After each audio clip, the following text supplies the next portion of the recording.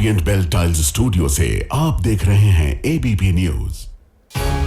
नमस्कार, मैं हूं प्रतिमा मिश्रा। दिन की हर बड़ी खबर के साथ आइए शुरू करते हैं भारत की बात। शुरुआत उन खबरों से जिन पर विस्तार से करेंगे चर्चा।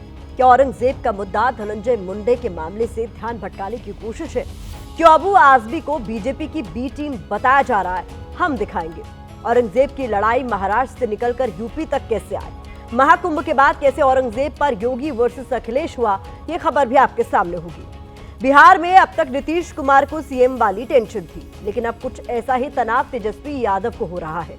महागठबंधन में कैसे मुख्यमंत्री वाला मुद्दा उठा है, इसका भी विश्लेषण करेंगे। तो भारत की बात की शुरुआत करते हैं और सबसे पहले बात औरंगजेब पर बढ़ते सियासी रण की करेंगे। ये किरदार आज भी हमारी कवर स्टोरी के केंद्र में है। मामला वही समाजवादी पार्टी के नेता अबू आजमी के बयान से जुड़ा है। अबू आजमी को आज सदन से सस्पेंड कर दिया गया। हालांकि निलंबन के बाद भी विवाद का ये तूफान थमने का नाम नहीं ले रहा। अब ये विवाद महाराष्ट्र के सियासी गलियारों का दायरा लांघकर करीब 1400 किलोमीटर दूर यूपी और इतनी ही दूरी पर बसे बिहार की सियासी सीमा में प्रवेश कर गया है। महाराष्ट्र से यूपी तक औरंगजेब ट्रेंड कर रहा है। औरंगजेब पर शुरू हुई इस सियासी सीरीज में हर दिन नए एपिसोड रिलीज हो रहे हैं। एक नया एपिसोड औरंगजेब पर CM Yogi Adityanath versus Samajwadi party के अध्यक्ष अखिलेश यादव का है। महाकुंभ के बाद औरंगजेब, योगी आदित्यनाथ और अखिलेश यादव के बीच टकराव का नया मुद्दा है। लेकिन औरंगजेब का यूपी चैप्टर खोलने से पहले बात महाराष्ट्र की ही करते हैं, क्योंकि यहीं से इस विवाद की शुरुआत हुई थी। अबू आजमी के निलंबन के बाद भी महाराष्ट्र के सियासी गलियारों का शोर शांत नहीं हो रहा। बीजेपी शिवसेना के साथ महाविकास आघाड़ी में शामिल दल भी सिर्फ सस्पेंड करने से संतुष्ट नहीं है। वो अबू आजमी के खिलाफ और कठोर एक्शन चाहते हैं। इस पूरे घमासान के बीच महाराष्ट्र के सियासी गलियारों में एक और आवाज उठ रही है, और वो ये कि महाराष्ट्र में औरंगजेब बीजेपी का प्लान बी है। यह आरोप महाविकास आघाड़ी में शामिल दलों की तरफ से लगाया जा रहा है।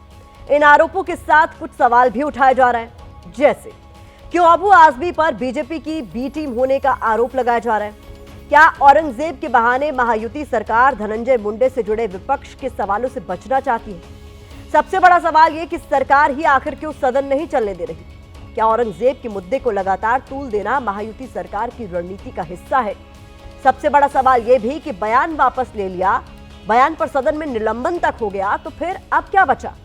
बीजेपी के औरंगजेब वाले प्लान बी को हवा दे रहे बयानों पर हमारी एक रिपोर्ट आप देखिए। इसके बाद आपके लिए औरंगजेब का यूपी चैप्टर खोलेंगे।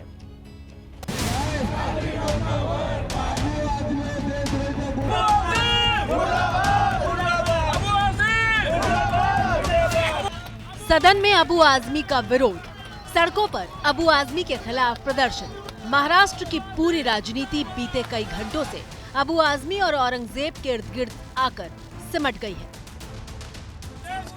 क्या ये औरंगजेब के प्रति महाराष्ट्र की नफरत का नतीजा है या फिर किसी सुनियोजित सियासी रणनीति का हिस्सा है? विपक्ष के आरोपों के बाद ये सवाल उठ रहा है, क्योंकि मंगलवार की सुबह तक ऐसा नहीं था। अबू आजमी के साथ सियासत का एक और चेहरा चर्चा के केंद्र में था, और वो चेहरा था महायुति सरकार में पूर्व मंत्री धनंजय मुंडे का। धनंजय मुंडे के इस्तीफे की मांग हो रही थी। इसको लेकर महाराष्ट्र के अलग अलग शहरों में प्रदर्शन हो रहे थे। बाद में धनंजय मुंडे को बीड सरपंच की हत्या के केस में विपक्ष के विरोध के बाद इस्तीफा देना पड़ा था। हालांकि विपक्ष धनंजय मुंडे के इस्तीफे से सहमत नहीं था, बल्कि सीएम फडणवीस के इस्तीफे की मांग कर रहा था। सिर्फ रेजिग्नेशन से बात बनती नहीं है, ये सरकार बर्खास्त होना चाहिए। धनंजय मुंडे के बहाने विपक्ष फडणवीस सरकार को घेरने के फुल मूड में था। महाराष्ट्र विधानसभा के बजट सत्र में भी इसको लेकर हंगामे के आसार लगाए जा रहे थे, लेकिन अबू आजमी के बयान से पूरी पिक्चर ही बदल गई। महाराष्ट्र की सियासत से धनंजय मुंडे का मुद्दा आउट हो गया और अबू आजमी का विवाद टॉप पर ट्रेंड करने लगा। भारतीय जनता पार्टी कल विधानसभा में संकट में थी। धनंजय मुंडे के ऊपर विपक्ष हमला करने वाला था, हमलावर हुआ था, तो उनसे ध्यान हटकाने के लिए बीजेपी की तरफ से एक आदेश आ गया अबू भाई को, कुछ ऐसा स्टेटमेंट दे दो कि हम भी हंगामा करेंगे, हम भी भाषण करेंगे और पूरा माहौल बिगड़ जाएगा। तो औरंगजेब के ऊपर भाषण दे दिया। महाविकास आघाड़ी में शामिल शिवसेना उद्धव गुट और एनसीपी शरद गुट आरोप लगाने लगे कि अबू आजमी बीजेपी के इशारे पर काम कर रहे हैं। तर अबू आझमी तर भाजपची बी टीम आहेच, मागच्या वेळी पण दिसलं, आता पण दिसलं, पण मुख्य गोष्ट ही आहे की चला निलंबन झालं, आता पुढे काय? बीजेपी ने उनको कहा था कि ये जो चर्चा चल रही है सरकार के खिलाफ, उसका जो ध्यान हटाने के लिए ये बाहर आके इन्होंने ये स्टेटमेंट दिया। क्या मतलब क्या कि अबू आजमी को भाजपा की बी टीम कह रहे हैं आप? बहुत टाइम शायद ऐसे हुआ है, मतलब मैं पार्टी को नहीं बोल रहा हूँ, लेकिन अबू आजमी को वहाँ पे बोल रहा हूँ, जहाँ पे इसके पहले भी अगर आप देखो तो ऐसे भी उन्होंने कभी कभार स्टेटमेंट दिया है कि इम्पोर्टेंट चर्चा चल रही है, ऐसे भारत माता की जय और उसके खिलाफ भी उन्होंने वहाँ पे कहा है। मतलब टोटली अटेंशन जो है पूरे अधिवेशन का वो वहाँ पे शिफ्ट करते हैं। इस बीच निलंबन के बाद अबू आजमी का पहला बयान सामने आया है। उन्होंने कहा है कि मेरी जान को खतरा है, मुझे धमकियां मिल रही हैं। इसके अलावा बीजेपी की बी टीम वाले आरोपों पर भी उन्होंने सफाई दी।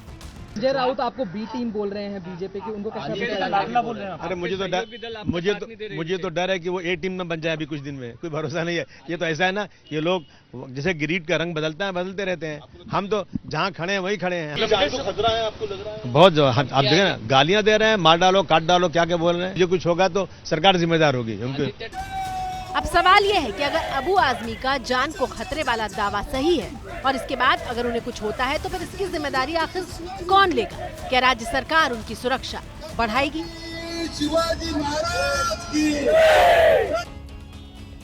विपक्ष के सवाल अबू आजमी पर जाकर ही खत्म नहीं हो रहे, बल्कि अबू आजमी के बहाने विपक्षी दल पत्रकार प्रशांत कोरटकर और एक्टर राहुल सोलापुरकर के मुद्दे को भी हवा दे रहे हैं। पूछ रहे हैं कि अबू आजमी के खिलाफ देशद्रोह और राजद्रोह का केस दर्ज करने की जो मांग हो रही है तो इनके खिलाफ अब तक ही एक्शन क्यों नहीं लिया गया।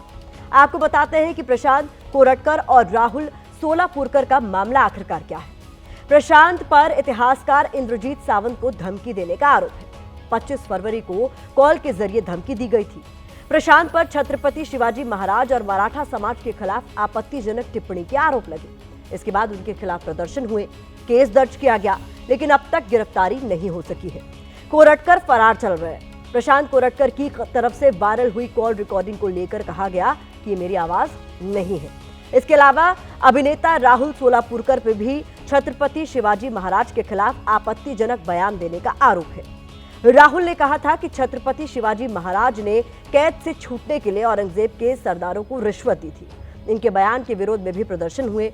बीजेपी सांसद उदयनराज भोसले ने उन्हें गोली मारने की बात तक कह डाली, लेकिन सोलापुरकर के खिलाफ कोई एक्शन नहीं हुआ, बल्कि उनके घर की सुरक्षा बढ़ा दी गई।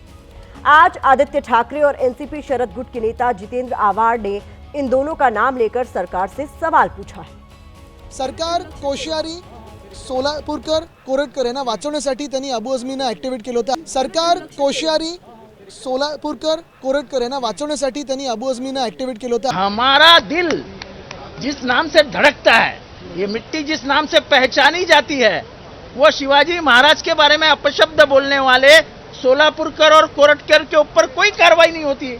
ऊपर से पुलिस बाहर आती है और बोलती है ये बेगुनाह है। हालांकि छत्रपति शिवाजी और संभाजी महाराज के विषय पर बीजेपी हो, शिवसेना हो या महाराष्ट्र के बाकी दल, कोई भी कुछ भी सुनने को तैयार नहीं है। कुल मिलाकर औरंगजेब पर सियासत का भरपूर शोर है और बयानों का जोर है। हम पूरे महाराष्ट्र ने उनके खिलाफ आपत्ति जताई है। बजट सत्र का क्या मामला होता है, वो 2-3 हफ्ता चलेगा, सप्ताह चलेगा, लेकिन परमानेंटली उसको निलंबन करने का ये महाराष्ट्र सहन नहीं करेगा। मुंह तोड़ रास्ते पे भी जवाब देंगे, जनता भी उनको जवाब देगी, और हाउस में भी हम लोग डिमांड करेंगे कि अबू आजमी का निलंबन होना चाहिए। सभागृह में वही विषय हुआ है कि सिर्फ निलंबित करना से ज़्यादा उनको उससे ज़्यादा सजा देनी चाहिए। महाराष्ट्र में जरूरत नहीं है, उनको भेज दो पाकिस्तान में। मेरा ख्याल है कि ये जरूरत से ज़्यादा है। ठीक है, उन्होंने कहा, उसकी निंदा सभी लोगों ने की। जब उन्होंने वापस ले लिया अपना बयान, इस तरह का निर्णय लेना, उनको पेंड कर देना बजट सेशन से ये उचित नहीं है। उचित शब्द वापस लेकर के क्या होगा? जो सीने में, दिल में जो खंजर की तरफ तोपा गया है, तो क्या शब्दों के वापस लेने से मिटता? महाराष्ट्र के बाद अब औरंगजेब पर यूपी की सियासत का चैप्टर आपके लिए खोलते हैं, जहां औरंगजेब को लेकर योगी आदित्यनाथ और अखिलेश यादव आमने सामने आ गए हैं। क्योंकि ये नाम और ये मुद्दा बीजेपी की हिंदुत्व वाली सियासत को सूट करता है और इसीलिए इस पर यूपी का सियासी तापमान भी चढ़ गया है। योगी आदित्यनाथ ने कहा है कि समाजवादी पार्टी औरंगजेब को आदर्श मान रही है। अखिलेश यादव ने पलटवार किया है कि कुछ लोग अगर सोचते हैं कि निलंबन से सच की जुबान पर कोई लगाम लगा सकता है तो फिर ये उनकी नकारात्मक सोच का बचपना है। सीएम योगी ने यह भी कहा कि उसको एक बार यूपी भेज दो, इलाज हम कर देंगे। अखिलेश यादव ने शायराना अंदाज में जवाब देते हुए कहा, जो खुद बीमार है वो क्या इलाज करेंगे। आपको योगी आदित्यनाथ का बयान सुनाते हैं, इसके बाद बयान पर शुरू हुई सियासत की जुबानी फाइट भी दिखाएंगे। ये समाजवादी पार्टी का नेता, आपका विधायक घोषणा करो ना, उस कमबख्त को निकालो पार्टी से और उसको एक बार यूपी भेज दीजिए, बाकी उपचार हम अपने आप करवा लेंगे। जो व्यक्ति छत्रपति शिवाजी महाराज की परंपरा पर गौरव की अनुभूति करने की बजाय लज्जा महसूस कर रहा हो और औरंगजेब को अपना नायक मान रहा हो, क्या उसको भारत के अंदर रहने का अधिकार होना चाहिए क्या? और समाजवादी पार्टी को इसका जवाब देना चाहिए। एक तरफ आप कुंभ को कोसते रहे और दूसरी तरफ औरंगजेब जैसे दुष्ट और क्रूर धर्मांध मंदिरों को तोड़ने वाले व्यक्ति को, भारत की आस्था को निर्ममता के साथ रौंदने का कार्य करने वाले व्यक्ति को महिमा मंडन करते हो। उधर अखिलेश यादव के बयान पर उद्धव ठाकरे ने कहा है कि उन्हें सच्चाई नहीं पता है। दरअसल छत्रपति शिवाजी और संभाजी महाराज के सम्मान पर मराठा की राजनीति करने वाले दल कोई रिस्क नहीं लेना चाहते, इसलिए उद्धव ठाकरे ऐसा बोल रहे हैं। उधर योगी के बयान के बाद यूपी के सियासी गलियारों में बयानबाजी तेज हो गई है। ये उनका अहंकार बोल रहा है, वो किसी को भी ठीक करने का ठेका ले लेते हैं। तो ये पता नहीं कब वक्त बदले और कब कौन किसको ठीक कर दे। को समझना चाहिए, ये अनर्गल बातें नहीं करनी चाहिए, विश्वास बढ़ाना चाहिए और गंभीर बातें करनी चाहिए। नहीं, उनको जताने दो, हम पूरे महाराष्ट्र ने उनके खिलाफ आपत्ति जताई है। ये तो माननीय मुख्यमंत्री जी का अधिकार है, लेकिन मैं इतना जरूर कह सकती हूँ कि एक शासक का कोई धर्म नहीं होता और शासक होना स्वयं अपने आप में धर्म है। आज के दौर में अगर कोई औरंगजेब की तुलना किसी नेता से करे तो औरंगजेब और आदित्यनाथ ऐसा लगता है कि दोनों की स्क्रिप्ट एक है। योगी आदित्यनाथ जी बिल्कुल सही है, क्योंकि समाजवादी पार्टी ने सिर्फ ये तुष्टीकरण की राजनीति की है।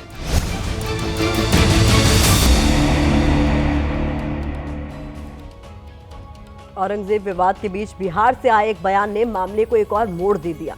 यहां औरंगजेब पर बीजेपी और जेडीयू ही बटे हुए नजर आए।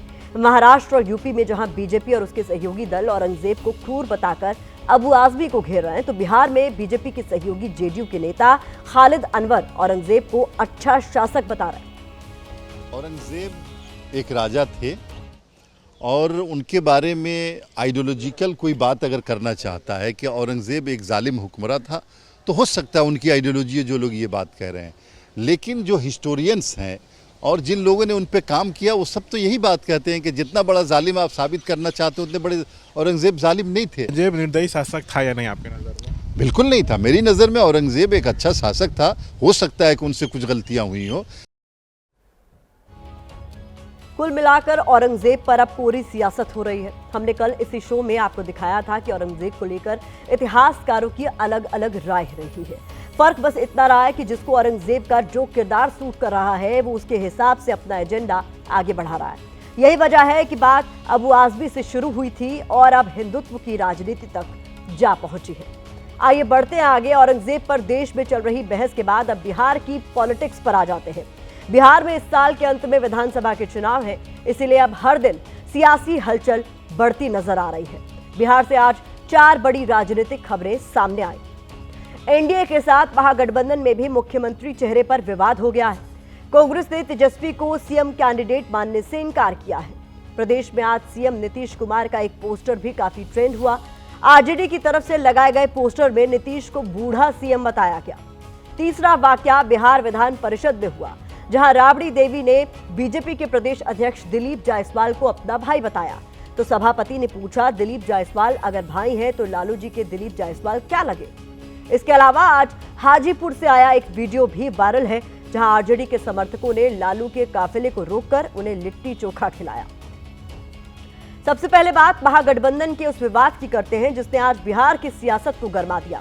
अभी तक महागठबंधन के नेता इस बात को लेकर एनडीए पर हमला कर रहे थे कि पीएम मोदी ने बिहार दौरे पर नीतीश कुमार को अगले मुख्यमंत्री पद का चेहरा नहीं बताया। लेकिन अब यही सवाल महागठबंधन के अंदर भी उठ रहा है, यानी अगर सत्ता मिली तो महागठबंधन में सीएम कौन बनेगा ये भी कंफर्म नहीं है। खास बात यह है कि नीतीश कुमार पर तो महागठबंधन के नेता सवाल उठा रहे थे, लेकिन महागठबंधन में उसके अपने साथी ही तेजस्वी यादव के नाम पर बटे नजर आए। आज प्रदेश कांग्रेस के नेता अजीत शर्मा का एक बयान सामने आया। उन्होंने कहा कि बिहार में महागठबंधन एक साथ मिलकर विधानसभा चुनाव लड़ेगा, बिहार में महागठबंधन की जीत होगी। लेकिन उसके बाद कांग्रेस विधायक अजीत शर्मा ने कहा कि तेजस्वी यादव तभी मुख्यमंत्री बनेंगे जब आरजेडी को ज्यादा सीटें मिलेंगी। अजीत शर्मा ने यह भी कहा कि फैसला दिल्ली आलाकमान करेगा, यानी सोनिया गांधी, राहुल गांधी और मल्लिकार्जुन खड़गे ये तय करेंगे कि महागठबंधन का मुख्यमंत्री कौन बनेगा। आपको याद होगा आरजेडी के नेता सीएम नीतीश कुमार को शिंदे एपिसोड की याद दिला रहे थे, जहां नतीजे बदले तो सीएम का चेहरा भी बदल गया। अब यही स्थिति महागठबंधन में भी दिख रही है, जहां कांग्रेस नेता कह रहे हैं कि तेजस्वी सीएम बनेंगे या नहीं ये दिल्ली में बैठा कांग्रेस आलाकमान तय करेगा। इस बयान पर अब सियासी घमासान छिड़ गया है। जब चुनाव होगा जनता तय करती है कि कौन विधायक जीत के जाएगा। जब जीत के आएगा उसके बाद बैठ के हम लोग तय करेंगे मुख्यमंत्री कौन होगा। ज्यादा सीट पर जीतेंगे और ये तय तो आदरणीय खड़गे साहब, आदरणीय राहुल गांधी जी, मैडम सोनिया गांधी तय करेंगी। लेकिन अभी निश्चित तौर पर अभी सीट का बंटवारा होने दीजिए, हम लोग कितने सीट पर जीत के आते हैं उसके बाद ये तय सब लोग बैठ के कर लेंगे। एकदम तेजस्वी हमारे मुख्यमंत्री के चेहरा है और बिहार के युवाओं ने और जो सरकार की एजेंसियां भी हैं वो भी एजेंसियों ने भी मुहर लगाया है कि तेजस्वी से बड़ा चेहरा बिहार में कोई नहीं। तो इसलिए स्टेयरिंग सीट पर तेजस्वी यादव होंगे और मुख्यमंत्री के सीट पर भी तेजस्वी यादव। जो बिहार के हित में अच्छा होगा एनडीए की सरकार करेगी, उनको चिंता करने की आवश्यकता नहीं है। उनको जनता ने जहां बैठाया वो चिंता करे और अपना परिवार का काम करे, अपने कंपनी का। नीतीश कुमार आज भी तेजस्वी यादव से ज़्यादा स्वस्थ शारीरिक रूप से और मानसिक रूप से हैं, क्योंकि आज भी नीतीश कुमार के पास विजन है इस बिहार को विकास के पथ पर ले जाने का। आपके पास क्या विकास का मॉडल?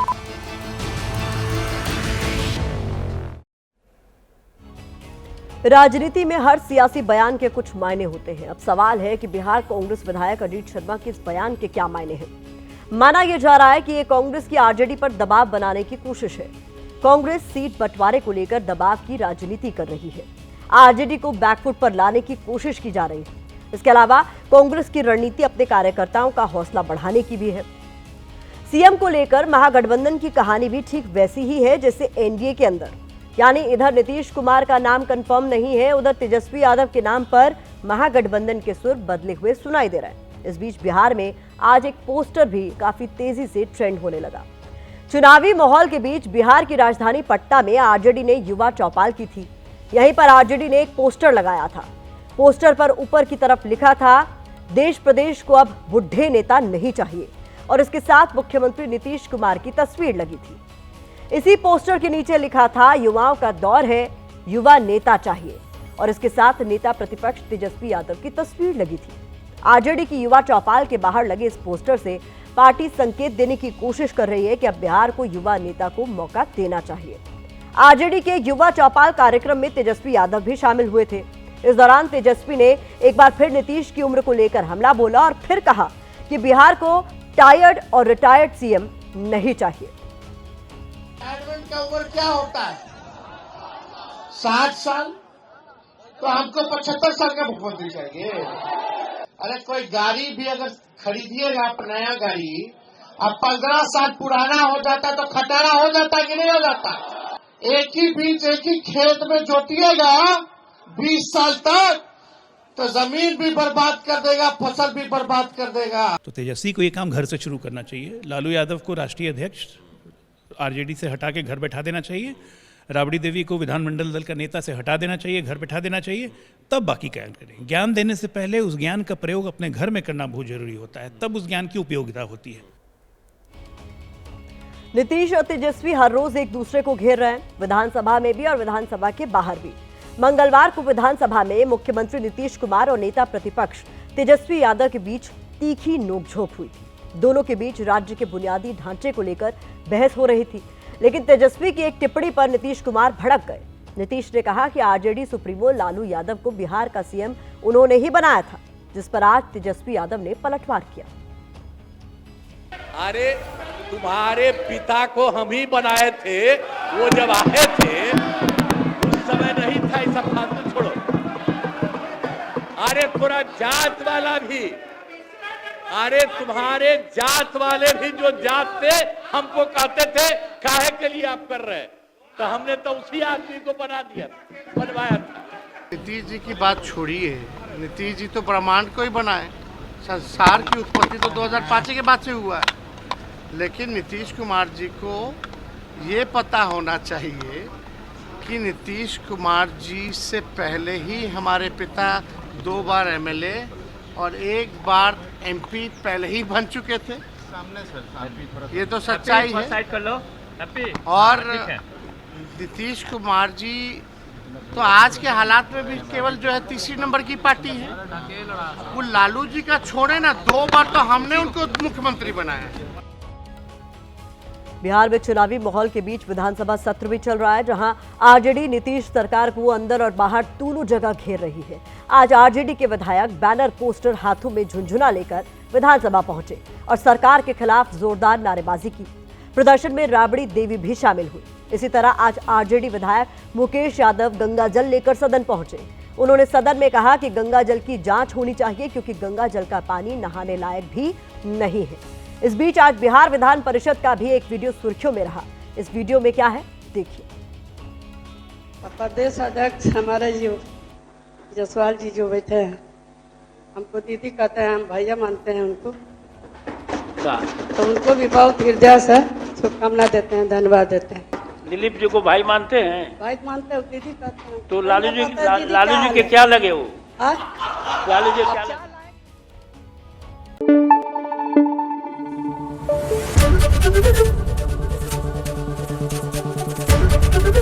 एबीपी न्यूज आपको रखे आगे।